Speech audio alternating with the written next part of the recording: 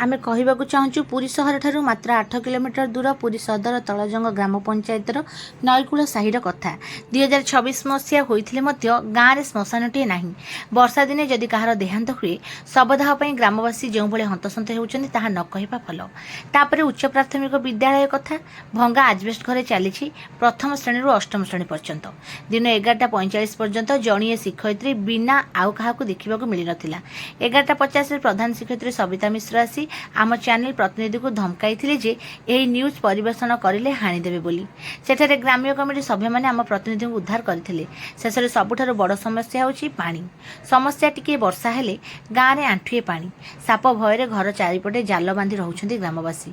Drainage सुविधा पाई विभिन्न सरकारी दफ्तर को दौड़ी दौड़ी केही शुणुना।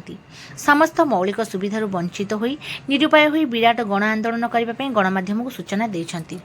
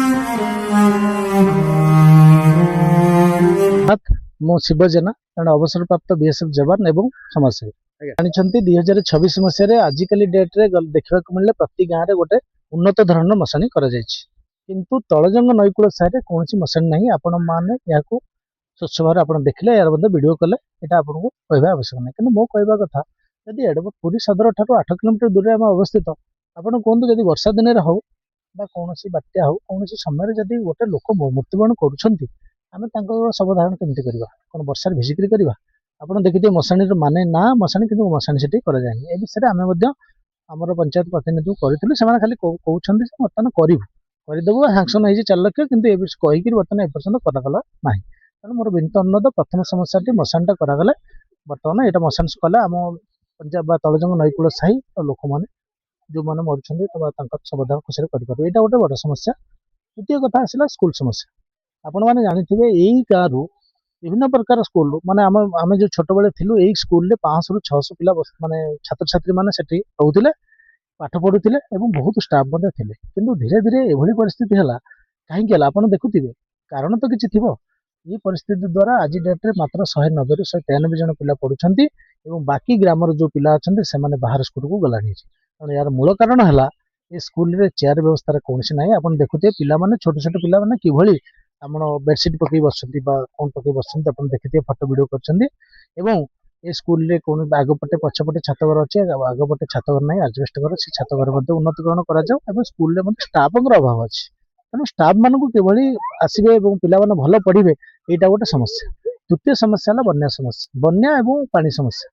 ଆପଣମାନେ ଜାଣିଥିବେ ପ୍ରତିବର୍ଷ ବନ୍ୟା ଆସୁଛି। ଆମେ ଯେହେତୁ ଭାର୍ଗବୀ ନଦୀ କୂଳରେ ବସବାସ କରୁଛୁ, ଭାର୍ଗବୀ କାଞ୍ଚି ନଦୀ କୂଳରେ ବସବାସ କରୁଛୁ, କାଳକ୍ରମେ ଗ୍ରାମରେ ଲୋକ ସଂଖ୍ୟା ବଢିବାରୁ କିଛି ଫ୍ୟାମିଲି 2 ଭାଇ 3 ଭାଇ ଆସିକି ଏ ନନ୍ଦଗୁଡ଼ା ସାହିରେ 40-50 ଘର ଲୋକ ବସବାସ କରୁଛନ୍ତି। କାଞ୍ଚି ନଦୀ ବନ୍ଧ ଏବଂ ଏଠାର ଯିବା ଆସିବା ବନ୍ଧ ମଧ୍ୟରେ ଗ୍ୟାପ୍ ରହୁଛି 40ରୁ 50 ଫୁଟ। ବର୍ଷା ହେବା ଫଳରେ ସେ 40 ଘରର ଫ୍ୟାମିଲି ପାଣିରେ ଜଳମଗ୍ନ ହେଉଛନ୍ତି। ତାର ଭିଡ଼ିଓ ମଧ୍ୟ ଆପଣମାନେ କରିଛନ୍ତି। ସେତିକି ନୁହଁ, ଏ ବିଷୟରେ ମୁଁ ପୁରୀ ଇରିଗେସନ ଡିପାର୍ଟମେଣ୍ଟ ଡ୍ରେନ୍ ବିଭାଗକୁ ମଧ୍ୟ ଅବଗତ କରାଇଥିଲି ଲିଖିତରେ। 11/11/2025ରୁ କରିଛି। ସେତେବେଳେ ମଲ୍ଲିକ ସାର୍ ଥିଲେ, ଇସି ସାର୍ ଥିଲେ, ଏକ୍ଜିକ୍ୟୁଟିଭ ଇଞ୍ଜିନିୟର ସାର୍ ଥିଲେ। ସେମାନେ ମୋତେ ପ୍ରତିଶ୍ରୁତି ଦେଲେ ଏବଂ ଜେଇ ସାର୍ଙ୍କୁ ମଧ୍ୟ ଇନକ୍ୱାରି କଲେ। ଆସିକି ଇନକ୍ୱାରି କଲେ, କୌଣସି ପଦକ୍ଷେପ ନେଲେ ନାହିଁ।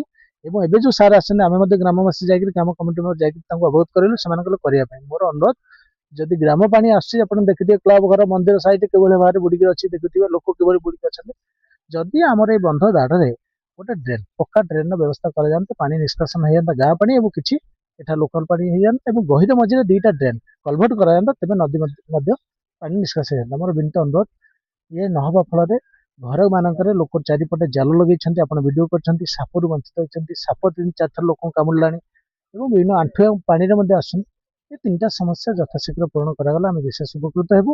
ଏବଂ କଲେକ୍ଟର ମହୋଦୟ ଏବଂ ବିଡ଼ିଓ ସାର୍ ଏବଂ ଆମର ଇରିଗେସନ ଡିପାର୍ଟମେଣ୍ଟର ଏସି ସାର୍ଙ୍କୁ ଅନୁରୋଧ କରୁଛୁ, ମାନେ ଯଥାଶୀଘ୍ର ଏହାର ତଦନ୍ତ କରାଯାଉ, ଇନକ୍ୱାରି କରାଯାଉ, କାହିଁକି ହେଇନି ଏବଂ କରାଗଲେ ଆମେ এই ନଈକୂଳ ସାହିର ବାସୀମାନେ ବିଶେଷ ଉପକୃତ ହେବା ସହ ଏବଂ ସର୍ବଶେଷରେ ଆମର ପଞ୍ଚାୟତର ସରପଞ୍ଚ ମହୋଦୟ ଯିଏ ଅଛନ୍ତି ଛବିରାଣୀ ମଲ୍ଲିକଙ୍କୁ ଅନୁରୋଧ, ଆପଣ ଯେଭଳି ଭୋଟ ପାଇବା ସମୟରେ ଲୋକଙ୍କୁ ଘର ଘର ଆସିକି ଭୋଟ ପାଇବା ପାଇଁ କହିଥିଲେ, ଲୋକ ଭୋଟ ଦେବାରେ ଆଜି ଭୋଟ ପାଇକରି ଆଜି ପ୍ରତିନିଧି ହେଲେ।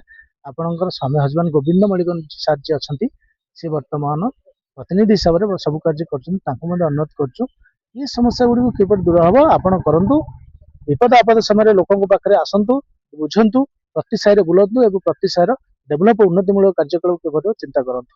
ଏତିକି କଲେ ଆମେ ଆପଣଙ୍କ ପାଖରେ ବହୁତ ଖୁସି ହେବୁ ଏବଂ ଆଗାମୀ ଦିନରେ କିଭଳି ଲୋକମାନେ ଖୁସି ରହିବେ ସେ ଚିନ୍ତା କରନ୍ତୁ। ଜୟ ଜଗନ୍ନାଥ। ପରିଚୟ ରଞ୍ଜୁ ସାହି। ଆପଣ ଗାଁରେ ଯେଉଁ ମୌଳିକ ଅସୁବିଧା ସବୁ ହେଇଛି, ସୁବିଧା ପାଇଁ କ'ଣ ସୁବିଧା ଆମର ତ ଡ୍ରେନ୍ ଦରକାର, ଆଡ଼େ ସ୍କୁଲରେ ମାନେ ସବୁ ସୁବିଧା ଟିକେ ଦରକାର।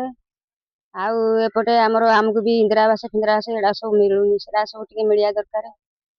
ଆଉ ଏଇ ତ ସମସ୍ୟା, ଆଉ କ'ଣ କହିବୁ। ଯଦି ଆଗକୁ ବର୍ତ୍ତମାନ ପାଣି ଅଛି, ଆମର କଳ ଫଳ ବସଉନାହାନ୍ତି, କିଛି ତ ଆମ ପାଇଁ ସୁବିଧା କରୁନାହାନ୍ତି। ଆପଣ ସରପଞ୍ଚ ଆପଣଙ୍କ ପାଇଁ କ'ଣ ସୁବିଧା କରୁଛନ୍ତି? ସରପଞ୍ଚ ଆମ କଥା ଶୁଣୁନାହାନ୍ତି। କ'ଣ କହୁଛନ୍ତି? ସିଏ କହୁଛନ୍ତି ତମେ ଆମ ପାର୍ଟିର ଲୋକ ନୁହଁ, ତମେ ନବୀନ ସରକାର ଲୋକର ପାର୍ଟି, ଇଏ ନବୀନ ସରକାରର ପାର୍ଟି, ତମ ପାଖରେ ଆମେ କ'ଣ କାମ କରିବୁ, ରୋଡ ରାସ୍ତା କରିବୁ, କଳ ବସେଇବୁ, ଏମିତି ବହୁ ପ୍ରକାର, ଏମିତି 20-25 ବର୍ଷ ହେଲାଣି ସେ ଆମକୁ ଏମିତି କହୁଛନ୍ତି। ତାପରେ ଏଇ ଯୋଉ ରାସ୍ତାଟା ଆମର ଥିଲା, ଆମେ ଏତିକି ପାଣିରେ ଯିବା ଆସିବା କରୁଛୁ 20 ବର୍ଷ। ସେ ବିଷୟରେ ବି ଲୋକ ଥିଲେ, ରାଜୁ ସେନାପତି ସେତେବେଳେ ସରପଞ୍ଚ ଥିଲେ, ତାଙ୍କୁ ବି ଆମେ କହିଛୁ। ସିଏ ବି କହିଲେ ଯେ ତମେ ଆହୁରି 20 ବର୍ଷ ୟା ଭିତରେ ଘାଣ୍ଟି ହେବ। ଆମର ଦାଦା ଜଣେ ଥିଲେ, ସେ ସବୁ ବୁଝାସୁଝା କରିଥିଲେ, ତାଙ୍କୁ ଆମେ କୁଆବୁଲା କରି ଏମିତି କରିବାରୁ ସେ ସେଠୁ ଏଇ ରାସ୍ତାଟାକୁ ଟିକେ ତିଆରି ଦେଇଛନ୍ତି। ଏଇ ରାସ୍ତାରେ ଆମେ ଯିବା ଆସିବା କରୁଛୁ। ଏବେ ଚାରିପଟେ ତ ପାଣି ଆପଣ ଘେରିକିରି ଅଛି। ବର୍ତ୍ତମାନ ଯୋଉ ଦାବି ଗୁଡାକ ଜଣେଇଛନ୍ତି, ଯଦି ଆଗକୁ ଆପଣ ଦାବି ପୂରଣ ନ କରାଯାଏ କଣ କରିବେ? ନ କରାଗଲେ ଆମେ ହାତରେ ଯାହା ହବ ଆମେ ତାହା କରିବୁ, ଆଉ ଆନ୍ଦୋଳନ କରିବୁ, ଆଉ କଣ କରିବୁ।